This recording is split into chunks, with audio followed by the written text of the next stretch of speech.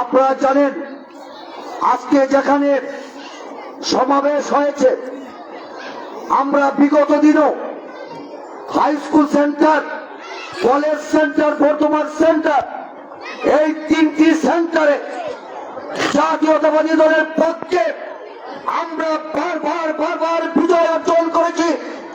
সেইভাবে এই ব্লকের নেতৃবৃন্দকে আমি উদারত আহ্বান জানাচ্ছি, আপনার ঘরে ঘরে গিয়ে অ্যাডভোকেট জনতা ফজলুর রহমানকে দলের শেষে ভোট দিয়ে বুঝিয়ে দেন, আমরা পূর্বে যেভাবে আপনাকে ভোট দিয়েছিলাম তেমনি 12ই ফেব্রুয়ারি আপনাকে বিজয় ঘোষণা করে দিয়েছিলাম।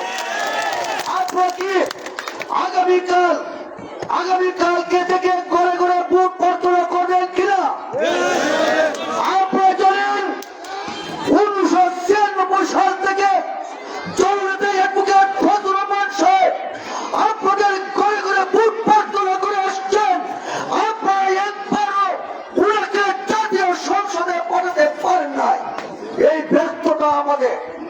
আজকে সুদিন এসেছে, আপনারা এই সুদিনে দেশটা তারেক রহমান এবারের প্রধানমন্ত্রী হতে যাচ্ছে।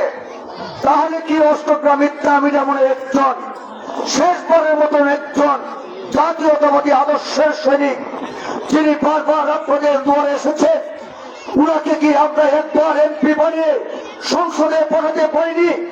আমরা অবহেলিত মানুষ, এই মানুষের জন্য কি ফজলুর মাসে একবার কি সংসদে কথা বলতে পারবে না? আমি চাই আপনারা 12 তারিখ তাদের শেষে ভোট দিয়ে অ্যাডভোকেট ফজলুর রহমান সাহেবকে জয়যুক্ত করার জন্য আমি অষ্টগ্রাম যুবদলের পক্ষ থেকে আপনাকে অভিনন্দন ও আহ্বান জানিয়ে আমার বক্তব্য শেষ করছি। খুদা হাফেজ, ভারতের ধন্যবাদ, সকলকে ধন্যবাদ। ধন্যবাদ আপনাকে।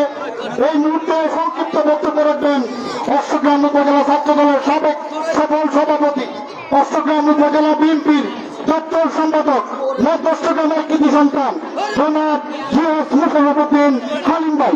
হালিম ভাইকে বক্তব্য রাখার জন্য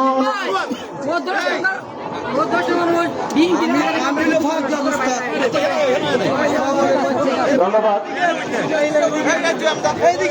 আজকের এই সদর ইউনিয়নের নির্বাচন